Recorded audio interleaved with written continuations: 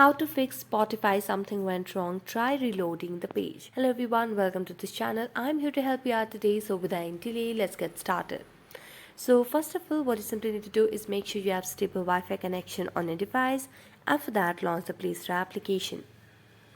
Here, simply tap on the search and search bar to search for Spotify application. So as you can see up on the screen, there is no option of update, which means we have the latest version of Spotify application.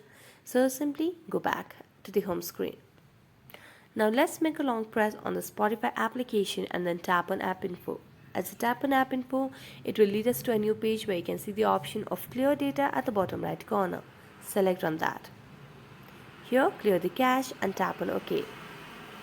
Now simply you can relaunch your Spotify application and this might help you fix the issue. So that's it. Thank you so much for watching this video. See you next time.